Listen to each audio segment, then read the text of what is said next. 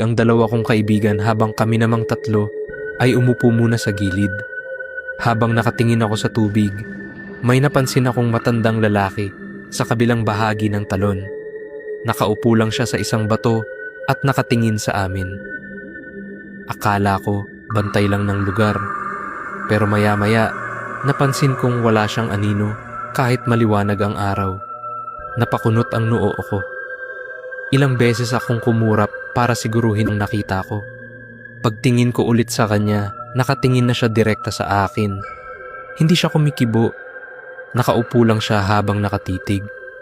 Bigla akong kinabahan. Tinawag ko ang kaibigan Mark! kong si Mark. Tignan mo ang matanda doon. Pero pagtingin niya sa direksyon na tinuro ko, wala na roon ang matanda. Wala naman. Akala ko nagkamali lang ako ng nakita. Nagpatuloy ang outing namin hanggang sa magpasya kaming umuwi bago dumilim. Habang pauwi kami, ako ang huling motor sa pila.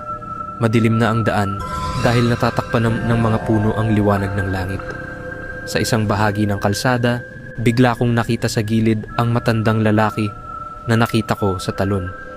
Nakatayo lang siya sa gitna ng kalsada. Napapreno ako bigla. Pagtingin ko ulit, wala na naman siya. Kinilabutan ako pero nagpatuloy pa rin ako sa pagmamaneho.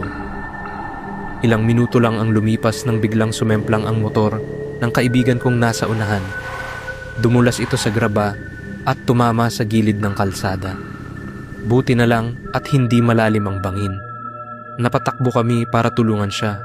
Sugatan siya pero buhay pa rin. Habang inaayos namin ang motor, napatingin ako sa madilim na bahagi ng kagubatan. Nandoon ang matandang lalaki. Tahimik siyang nakatayo sa ilalim ng puno at nakatingin sa amin. Pagkatapos ay dahan-dahan siyang naglakad papasok sa dilim hanggang sa tuluyan na siyang mawala.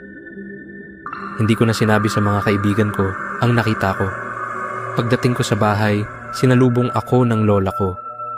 Tiningnan niya ako mula ulo hanggang paa na parang may hinahanap. "May nangyari ba sa inyo?" tanong niya. Napahinto ako. Sinabi ko ang nangyaring aksidente. Napabuntong hininga siya at marahang nagsalita. May mga panahong hindi pa mahiin ang mga babala ng matatanda.